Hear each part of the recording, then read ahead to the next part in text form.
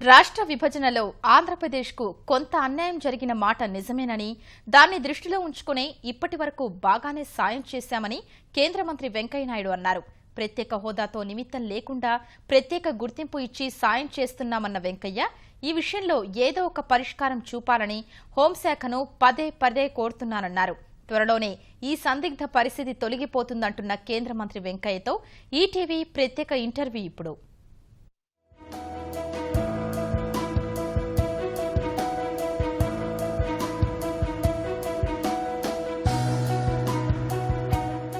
అచ్చేదిన్ ఆయంగే నినాదంతో అధికారంలోకి వచ్చిన ఎన్డీఏ ప్రభుత్వం 2 సంవత్సరాలు పూర్తి చేసుకుంది. ఇప్పటిదాకా సాధించిన ప్రగతి, చేయాల్సిన అభివృద్ధి పనులను వివరించేందుకు మనతో పాటు కేంద్ర పట్టణాభివృద్ధి శాఖ మంత్రి వెంకయ్యనాయుడు గారు ఉన్నారు. చెప్పండి సార్, ఇప్పటి వరకు నరేంద్ర మోదీ గారి నేతృత్వంలో కేంద్ర ప్రభుత్వం చేపట్టిన అభివృద్ధి పథకాలు, సాధించిన ప్రగతిని, పనితీరును ఎలా విశ్లేషిస్తారు? ఇప్పటి వరకు సాధించిన లక్ష్యాలు ఏంటి? ముఖ్యమైనది అన్నిటికన్నా అవినీతి రహిత పరిపాలన. మా ప్రత్యర్థులు సైతం వేలెత్తి చూపించే పరిస్థితి లేదు. No scam, no scandal. రెండవది, ప్రజల్లో ఇంతకుముందు వ్యవస్థ పట్ల, నాయకత్వం పట్ల విశ్వాసం లేకుండా ఉంది. ఇవాళ పూర్తి విశ్వాసం ప్రధానమంత్రి పట్ల, వ్యవస్థ పట్ల ప్రజల్లో. మూడవది, అంతర్జాతీయంగా మన ప్రతిష్ట అడుగంటూ ఉండింది. పెట్టుబడులు పెట్టేందుకు ఎవరు ముందుకు రాలా. మనం దాదాపు ఏకాకి అయిపోయి ఉన్నాం అనేక విషయాలు. ప్రధానమంత్రి గారు తన విజయవంతమైన విదేశ పర్యటన ద్వారా ఇవాళ ప్రపంచ దేశాలందరూ కూడా మన వైపు దృష్టిలో పెట్టున్నారు. ప్రపంచ ఆర్థిక వ్యవస్థ ఆటుపోటును ఎదుర్కొంటూ స్లోడౌన్ అయిన తరుణంలో భారతదేశంలో పెట్టుబడి పెట్టేందుకు ప్రపంచం అంతా ఆసక్తి చూపిస్తుంది. అభివృద్ధి రేటు 7.4% వెళ్ళిపోయింది. ఐదవది, అన్నిటికన్నా ముఖ్యమైనది ఏంటవుతుందో అది ప్రజలకు నేరుగా అందించే సహాయం అవుతుందో దానిలో అవినీతి ఎక్కువగా ఉండేది, అయితే ఆలస్యం జరిగేది. ప్రధానమంత్రి గారు చేపట్టినంటే ఈ జామ్, జనధన యోజన, ఆధార్, మొబైల్, దీనివలన 61,000 కోట్లు కేంద్ర ప్రభుత్వం యొక్క నిధులు నేరుగా ప్రజల ఖాతాలోకి వెళుతున్నాయి మొబైల్ ద్వారా. జనధన యోజన 21,60,00,000 మంది బ్యాంకు ఖాతాలు తెరిపించడం. రెండవది, జన సురక్ష యోజన. రూపాయి మీరు కడితే నెలకి 12 రూపాయలకి సంవత్సరానికి ఎవరికైనా ప్రమాదం జరిగితే 2 లక్షలు వచ్చేట్టుగా చేయడం. 90 పైసలు కడితే రోజుకి 330 రూపాయలు సంవత్సరానికి ఖర్చు కలిగితే ఎవరికైనా ప్రమాదవశాత్తు ప్రాణం పోతే 2 లక్షలు వచ్చేట్టుగా చూడడం. అటల్ పెన్షన్ యోజన. అలాగే బ్యాంకింగ్ వ్యవస్థలో ప్రజలను భాగస్వామ్యం చేశారు. బ్యాంకుల తలుపులు పేదవారి కోసం తెరిచింది ప్రభుత్వం. బ్యాంకులు పేదవాళ్ళకి, మల్లయ్యలకు, వీళ్ళకి అందరికీ ఇస్తుంది రుణాలు. కానీ ఇవాళ బ్యాంకులు పూలమ్మే వాళ్ళకి, చేపలమ్మే వాళ్ళకి, కూరగాయలు అమ్ముకునే వాళ్ళకి, ఆటో డ్రైవర్లకి, ట్యాక్సీ డ్రైవర్లకి, సైకిల్ టైర్ పంచుకుని వేసుకునే వాళ్ళకి, ఇలాంటి వాళ్ళకి కూడా రుణాలు ఇచ్చే విధంగా 3,62,00,000 మందికి ఈ సంవత్సరం రోజుల లోపల ఈ యొక్క ముద్రా బ్యాంక్ కింద రుణాలు ఇవ్వడం జరిగింది. ప్రధానమంత్రి గారు చెప్పారు, గామ్, గరీబ్, కిసాన్, మజ్దూర్, మహిళ, యువ, ఈవిడు నా ప్రాధాన్యత అని చెప్పాడు. మా కార్యక్రమాలు ఎక్కువ భాగం వాటిని దృష్టిలో పెట్టుకొని రూపొందించడం జరుగుతుంది. దాంతోపాటు ఇంకా ఇతర మార్పులు, ఉదాహరణకి పట్టణ సుందరీకరణ, స్మార్ట్ సిటీస్, లేకపోతే అమృత్ సిటీస్, లేకపోతే హృదయ సిటీస్, లేకపోతే హౌసింగ్ ఫర్ ఆల్, 2020 నాటికి అందరికీ ఇళ్ళు ఇచ్చే కార్యక్రమం. ఇలా ప్రతి పనిలో కూడా వేగవంతంగా ముందుకు. రైల్వేలో సంస్కరణ. ఇంతకుముందు బడ్జెట్లో కొత్త రైళ్లు ప్రకటించేవాళ్ళు. ఇంతకుముందు మంత్రులు ప్రకటించిన రైళ్లు, ఆ లైన్లు పూర్తి చేయాలంటే 40 ఏళ్ళు పడుతుందని ప్రభుత్వం మొత్తం లెక్కేసింది. అందుకని ప్రధానమంత్రి గారు చెప్పారు, కొత్తగా ఏమీ హామీ ఇవ్వద్దు, పాత హామీలు పాత ప్రభుత్వాలు ఇచ్చిన వాటిని అమలు చేయమని. ఆ విధంగా నిర్ణయం తీసుకోవడానికి ఎంతో ధైర్యం ఉండాలి. ప్రధానమంత్రి గారు ఆ పని చేస్తున్నారు. ఈ స్త్రీలు పురుషుల యొక్క మధ్య నిష్పత్తి 916 మంది అమ్మాయిలు ఉంటే 1000 మంది అబ్బాయిలు ఉన్నారు. ఇది దేశానికి మంచిది కాదు. దానిపైన దృష్టి పెట్టారు. సుకన్య సమృద్ధి యోజన, బేటీ పడావో బేటీ బచావో యోజన. అలాగే రైతులు ప్రకృతి విపరీతాలను నష్టపోయి బాధపడుతున్నారు. వాళ్ళ కోసం ప్రధానమంత్రి పంటల బీమా యోజన, తక్కువ ప్రీమియము ఎక్కువ నష్టపరిహారం ఇచ్చే కార్యక్రమాన్ని కూడా ప్రభుత్వం చేపట్టింది. దీంతోపాటు దేశంలో ఇవాళ ఏవైతే ఈ అతివాదులు, టెర్రరిస్టులు మన యొక్క దృష్టిని మళ్లించే ప్రయత్నం చేస్తున్నారో వాళ్ళపైన కఠినమైన విధానాలు అవలంబిస్తుంది. రాష్ట్రాలు, కేంద్రం పనిచేస్తేనే కలిసి దేశం ముందుకెడుతుందని ప్రధానమంత్రి గారు దృఢ విశ్వాసం. దాన్ని దృష్టిలో పెట్టుకుని సమాఖ్య స్ఫూర్తితో రాష్ట్రాలకు నిధుల కేటాయింపులో ఒక్కసారి 30% నుంచి 42% పెంచారు. పైపించి మాకు లభించిన వారసత్వాన్ని ప్రజలు గుర్తుంచుకోవాలి. Fiscal deficit, revenue deficit, trade deficit, current account deficit, అన్నిటికన్నా మించి ట్రస్ట్ డెఫిషిట్, ఇవన్నీ సమస్యలను అధిగమించి ఆర్థిక వ్యవస్థను రైలు పట్టాలపై ఎక్కించి మరింత శక్తివంతంగా దేశాన్ని తయారు చేసి సంపదను పెంచి దాన్ని పంచాలా అనే దృక్పథంతో ముందుకెళ్తున్నాం. చేపను కావాలని అడిగేవాడికి చేపను ఇవ్వడం ఒక మార్గం, చేపను పట్టించేదాన్ని నేర్పించే ప్రయత్నం చేయాలని మోడీ గారి యొక్క ఉద్దేశం. ఈ ఫ్రీ బీబీసు, తాత్కాలిక చాక్లెట్ పంపిణీ ఎన్నికల ముందు అందరూ చేస్తున్నారు. దానివల్ల పేదరికం పోదు. ప్రజల భాగస్వామ్యం లేనిదే మార్పు అభివృద్ధి రాదంటూ మీ ప్రభుత్వం నినాదిస్తోంది. అందులో భాగంగానే స్వచ్ఛ భారత్ వంటి మిగతా పథకాలు ప్రారంభించారు. వాటి ప్రభావం, ఫలితాలు ఎలా ఉన్నాయి? ఢిల్లీ లాంటి దేశ రాజధానిలో స్వచ్ఛ భారత్ పూర్తి స్థాయిలో మార్పు తీసుకురాలేకపోతుందని ఒక వాదన ఉంది. మనం దేశాన్ని గురించి మాడుతూ ఉన్నాం, ఒక నగరాన్ని గురించి కాకుండా. ప్రజల భాగస్వామ్యం లేనిదే ఏ పథకం విజయవంతం కాదు అనేది చరిత్రాత్మక సత్యం. కొన్ని సంవత్సరాలుగా రాజకీయ నాయకులు అన్ని పనులు గవర్నమెంట్ చేస్తుంది, మనకెందుకు, సబ్ కామ్ సర్కార్ కరేగా బేకార్ బడ్డీతో చేరేగానే మనస్తత్వం అందరికీ ఏర్పడింది. దాన్ని తొలగించి ప్రజలు కూడా భాగస్వామ్యులు కావాలి. అందుకని స్వచ్ఛ భారత్ ప్రారంభించినప్పుడు ప్రధానమంత్రి గారు నాకు చెప్పారు, వెంకయ్యజీ దీన్ని ఒక జన ఆందోళనగా తయారు చేయాలని. ఆ ప్రయత్నంలో ఉన్నాం. అది ఇవాళ ఊపందుకుంటూ ఉంది. యువకులు, విద్యార్థులు, స్టూడెంట్స్, అలాగే టీచర్స్, అలాగే సోషల్ మీడియా, అలాగే పత్రికలు, విశేషించి మీ ఈటీవీ, ఈనాడు పత్రిక ఈ ఉద్యమాన్ని ఒక ప్రజా ఉద్యమంగా మరల్చే ప్రయత్నం చేస్తున్నాయి. దేశం చాలా సువిశాలమైంది, 120 కోట్ల జనాభా ఉంది, చాలా పెద్ద భౌగోళిక ప్రాంతం. ఎంత రాత్రికి రాత్రి మార్పు వస్తుందంటే సాధ్యం కాదు. మార్పు ప్రారంభమైంది, అది వేగం పుంజుకుంటుంది. మరింత వేగంగా దాన్ని ముందుకు తీసుకెళ్తాం.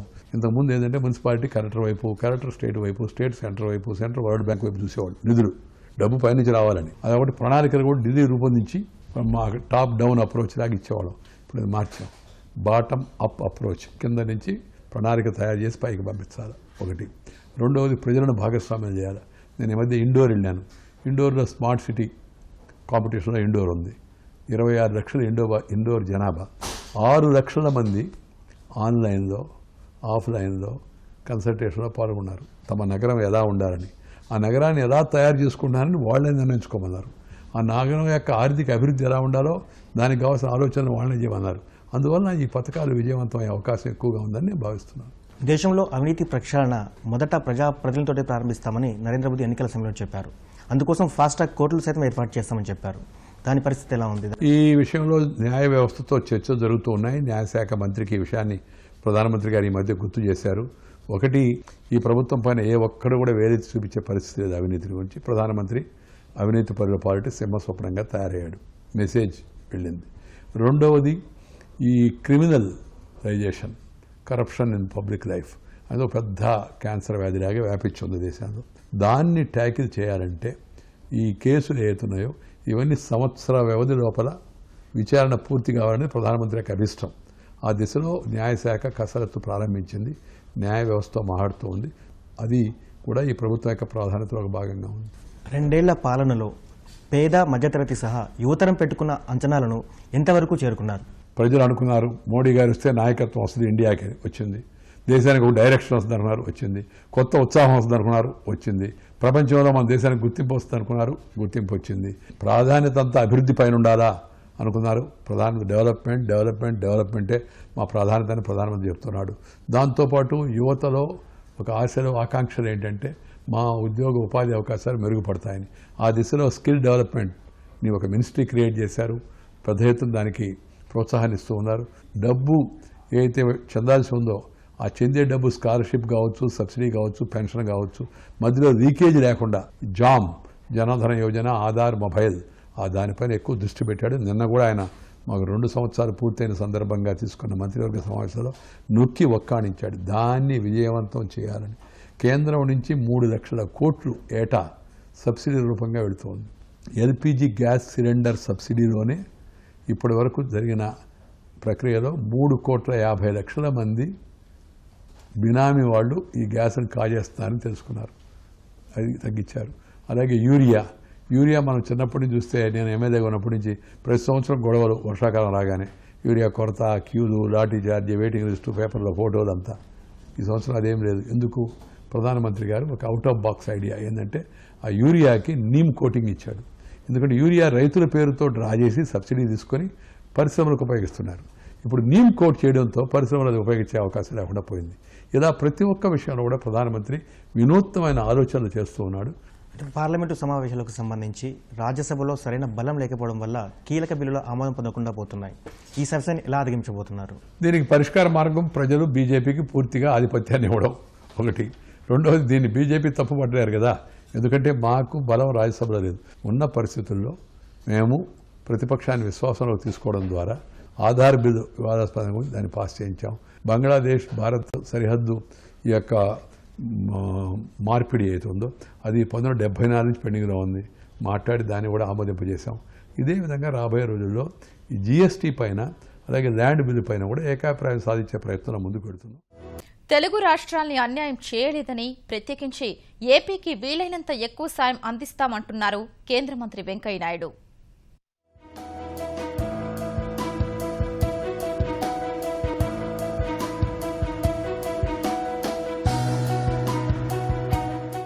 తెలుగు రాష్ట్రాలకి కేంద్ర ప్రభుత్వ సహాయ సహకారాలు ఎలా ఉన్నాయి? రెండు ప్రాంతాలకు చెందిన కొంతమంది నేతలు ఆశించిన స్థాయిలో కేంద్రం సహకరించట్లన్నారు. 1,00,000 కోట్లు అడగొచ్చు, ఇవ్వగలిగే పరిస్థితుల్లో కేంద్రం ఉండాలి, దాని దగ్గర నిధులు ఉండాలి కదా. తర్వాత పోటాపోటీలు ఇవాళ అడగడంలో పోటాపోటీలుగా ఉన్నాయి. వాస్తవ పరిస్థితులకు అనుగుణంగా మనం అడుగుతున్నాం అనే విషయాన్ని కూడా గుర్తుంచుకోవాల్సి ఉంది. రాష్ట్రాలు, తెలుగు రాష్ట్రాలే కాదు, దేశంలోని అన్ని రాష్ట్రాల పరిస్థితి అలాగే ఉంది. మాకు ప్రత్యేక ప్యాకేజ్ ఇవ్వండి, మాకు ఇంత ఇవ్వండి, మాకు అంత ఇవ్వండి అని. మేము రాష్ట్రాలు కరువు వస్తే కూడా రిపోర్టు పంపిస్తున్నాయి. నేను 10 ఏళ్లుగా అధ్యయనం చేశాను. వచ్చిన రిపోర్టు, కేంద్రం ఇచ్చిన సహకారం, వాళ్ళు సపోజ్ 5,000 కోట్లు అడిగితే కేంద్రం 250 కోట్లు ఇస్తుంది 10 ఏళ్లుగా. కొన్ని పరిమితులు ఉన్నాయి దానికి. ఆ తర్వాత రాష్ట్రం ఎంత ఖర్చు పెట్టిందా అంటే అడిగింది 5,000 కోట్లు, ఖర్చు పెట్టింది 300 కోట్లు కూడా ఉండదు. కాబట్టి దీన్ని కూడా దృష్టిలో పెట్టుకోవాల్సి ఉంది. రెండోది, పిండి కొద్దే రొట్టె, కేంద్రం దగ్గర ఎంత నిధులు ఉన్నాయి దాన్ని బట్టి రాష్ట్రాలకు పంపిణీ చేస్తుంది. ఈ తెలుగు రాష్ట్రాలనే కాకుండా దేశంలోని అన్ని రాష్ట్రాలకు కూడా కేంద్ర ప్రభుత్వం 14వ ఆర్థిక సంఘ సిఫార్సులను అనుసరించి గణనీయమైన కేటాయింపులు, బదలాయింపులు రాష్ట్రాలకు చేసింది. మీరు ఉదాహరణకు ఆంధ్రప్రదేశ్కి గతంలో మనకు 89,082 కోట్లు 13వ ఆర్థిక సంఘం కింద వస్తే 10 నుంచి 15 వరకు, ఇప్పుడు 15 నుంచి 20 లోపల 1,70,686 కోట్లు రాబోతుంది. 81,603 కోట్లు అదనంగా, అంటే 91.60% నిధులు కేటాయింపు ఎక్కువగా ఉంది. ఇలా రాష్ట్రాలకు మరిన్ని నిధులు ఇవ్వాలి, వాళ్ళని మరింత ఆర్థికంగా పరిపుష్టి చేయాలని కేంద్రం ప్రతిపాదిస్తుంది. అలాగే తెలంగాణ, ఆంధ్రప్రదేశ్ ప్రత్యేకంగా మనం తెలుగులో మాట్లాడుకుంటున్నాం కాబట్టి ఆ రాష్ట్రాలు ఏమేమి కొరతలు ఉన్నాయి, ఆ కొరతలను అధిగమించే ప్రయత్నం కేంద్రం చేస్తూ ఉంది. అన్నిటినీ 2 ఏళ్లలో పూర్తి చేయాలంటే సాధ్యం కాదు. ఈ చట్టం నా దగ్గర ఉంది, మన ఆంధ్రప్రదేశ్ విభజన చట్టంలో కూడా పేర్కొన్నారు ఏమంటే 10 ఏళ్ల లోపల ఇవన్నీ పూర్తి చేయాలి. 18 నెలలు, 19 నెలలు, 20 నెలలు అయింది.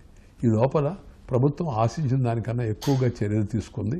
ఆంధ్రప్రదేశ్కు తగిన న్యాయం చేసింది.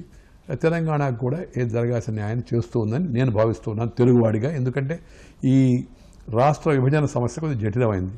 ఆ సందర్భంగా ఆంధ్రప్రదేశ్ కొంత అన్యాయం జరిగింది. ఎందుకంటే హైదరాబాద్ ఈ పక్క ఉండిపోయింది కాబట్టి, వేరే కారణం ఏం లేదు. రెవెన్యూ ఎక్కువ హైదరాబాద్లో కేంద్రీకృతమైంది. అందుకని రెవెన్యూ రేటు పూడుస్తామని చెప్పారు. దాన్ని 5 ఏళ్లలో రెవెన్యూ రేటు పూడుస్తారు. అలాగే ప్రత్యేక హోదా, ఆ రోజు ఈ ఆదాయ లోటు ఉంది కాబట్టి ప్రత్యేక హోదా అనే సమస్య వచ్చింది. 14వ ఆర్థిక సంఘ అనంతరం ప్రత్యేక హోదా ఇచ్చే మార్గం లేదని ఆర్థిక శాఖ చెప్తూ ఉంది. దానిపైన అధ్యయనం జరుగుతూ ఉంది. నీతి ఆయోగ్ని అధ్యయనం చేయడం ప్రధానమంత్రి గారు చెప్పారు.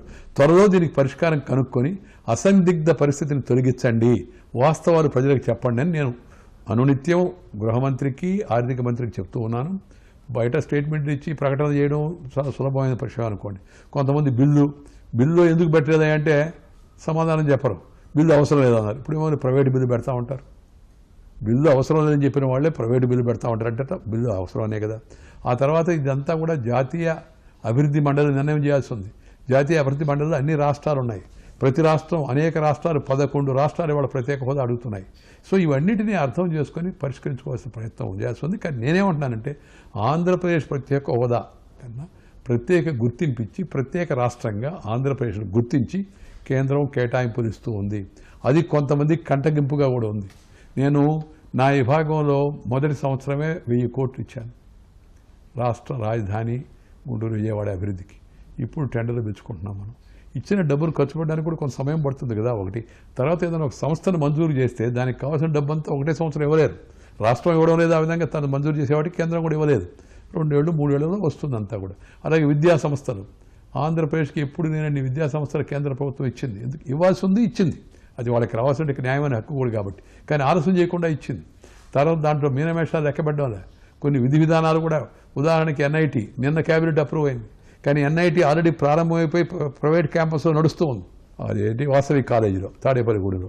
అలాగే ఐఐటి నేను చంద్రబాబు నాయుడు గారు స్మృతి ఇరానీ ఇంతకు ముందే దాన్ని తిరుపతిలో ఎయిర్పోర్ట్ దగ్గర శంకుస్థాపన చేశాం. అది ప్రైవేట్ క్యాంపస్లో నడుస్తూ ఉంది. దానికి నిన్న క్యాబినెట్ ఆమోదం పొందింది.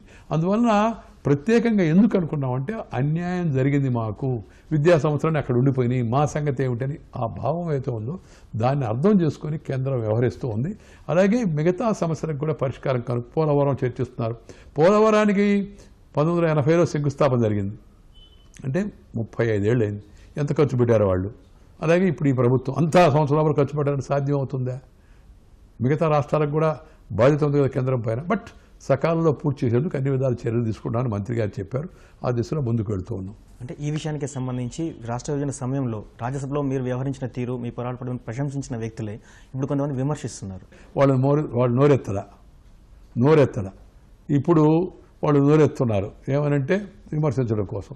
ఆ రోజు వాళ్ళు ఎందుకు నోరెత్తలేదని అడుగుతున్నా నేను. ఆ ప్రశ్నకు సమాధానం చెప్పి తర్వాత ప్రశ్న వేయమనండి నాకు. ఆంధ్రప్రదేశ్ ఎంపికైన ఎంపీని కాదు, వీళ్ళు ఎంపికైన ఎంపీలు, అన్ని పార్టీల వాళ్ళు, కాంగ్రెస్ వాళ్ళు, తెలుగుదేశం వాళ్ళు, కమ్యూనిస్టులు, వీళ్ళంతా ఎన్నికైన ప్రజాప్రతినిధులు. వాళ్ళు ఎందుకు ఆ రోజు ఈ విషయం పైన పట్టుబట్టలేదు? నేను మాట్లాడుతున్నప్పుడు ఎందుకు అడ్డం తగిలారు?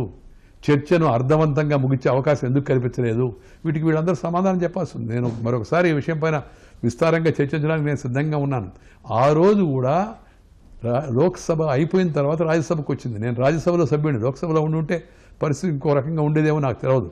కానీ రాజ్యసభకు వచ్చిన తర్వాత నేను రాజ్యసభలో చెప్పాను, ఇవి ఉన్నాయి లోటుపాట్లు, ఇవి ఉన్నాయి, గాలేరు నగరి హంద్రీనివా, వీళ్ళు ఎవరికి గుర్తు కూడా లేదు. నేను ఆ రోజు చట్టంలో దాన్ని పెట్టించాను.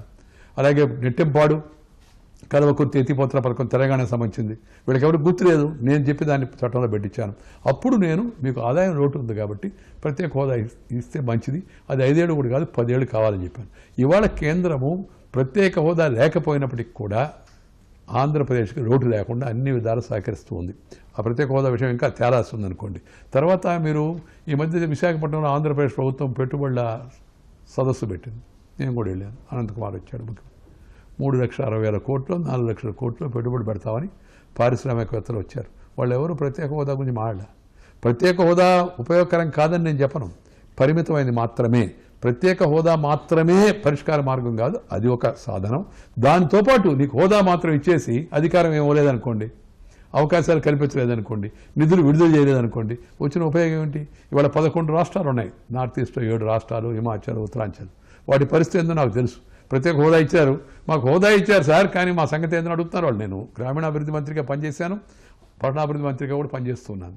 అందుకని మేము హోదాతో నిమిత్తం లేకుండానే ప్రత్యేక గుర్తింపు ఇచ్చి ఆంధ్రప్రదేశ్ని అన్ని విధాలా ఆదుకునేందుకు కేంద్రం సిద్ధంగా ఉంది. కొంతమంది రాజకీయ విమర్శలు చేస్తున్నారు.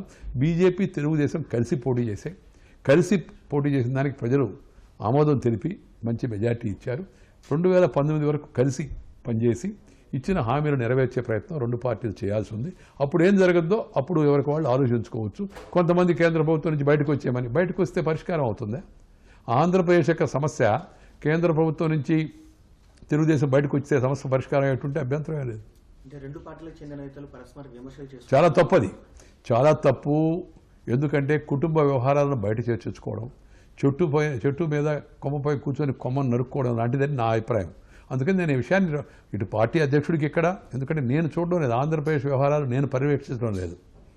ఈ సమన్వయం చేసే బాధ్యత కూడా నాది కాదు, నాకు ఇచ్చిన బాధ్యత వేరే ఉంది. అయినప్పటికీ కూడా నేను ఈ పత్రికలో వస్తున్న వార్తలు చూసి అటు తెలుగుదేశం నాయకులకు, ఇటు బీజేపీ నాయకత్వానికి, రాష్ట్ర అధ్యక్షుడికి, ఇక్కడ కేంద్ర అధ్యక్షుడికి కూడా ఈ విషయాన్ని స్పష్టంగా చెప్పాను. ఇది మంచిది కాదు, దీనికి ఫుల్ స్టాప్ పెట్టాల్సి ఉంది. పైపెచ్చు ప్రభుత్వంలో ఉండి ఒకరినొకరు విమర్శించుకోవడం అవుతుందో అర్ధరహితము, అవివేకము. ఎందుకంటే కేంద్రంలో ఉండేది బీజేపీ ప్రభుత్వం కాదు. బీజేపీ, తెలుగుదేశం, శివసేన, అకాలీదళ్, లోక్ జనశక్తి పార్టీ ప్రభుత్వం. ఆంధ్రప్రదేశ్లో ఉండేది తెలుగుదేశం ప్రభుత్వమే కాదు, తెలుగుదేశం బీజేపీ యొక్క ప్రభుత్వం. బలం ఎంత ఉందో అది వేరే విషయం అనుకోండి. దేశంలో మాకు 240 మంది ఎంపీలు ఉంటే తెలుగుదేశానికి 16-18 మంది ఎంపీలు ఉన్నారు. అట్టగానే లెక్కేసుకో. కలిసి పనిచేస్తున్నాం. కలిసి పనిచేసుకునేవాళ్ళు కలహించుకోరాదు. సమస్యలు ఉంటాయి, ఆ సమస్యలను పరస్పరం కలిసి చర్చించుకొని పరిష్కరించుకోవడం అది వివేకవంతుల యొక్క లక్షణం. దాన్ని అర్థం చేసుకుంటారని నేను భావిస్తున్నాను. చివరగా 2 సంవత్సరాలు పూర్తయింది. రాబోయే 3 సంవత్సరాల్లో ఏ అంశాలపై దృష్టి సారించాలని కేంద్ర ప్రభుత్వం? ఏవైతే ఈ 2 సంవత్సరాల్లో మేము ప్రవేశపెట్టిన పథకాలు వాటిని అట్టడుగులుండే స్థాయి వరకు అర్థవంతంగా అమలు చేసి ప్రజలకు చేరువయ్యే ప్రయత్నమే రాబోయే 3 సంవత్సరాలకు కూడా మా అజెండా. 2 సంవత్సరాల పాలనలో చేపట్టిన పథకాలన్నీ అట్టడుగు స్థాయి నుంచి అమలు పరిచేలా చూడమే తమ ప్రభుత్వ లక్ష్యమని చెబుతున్నారు కేంద్ర మంత్రి.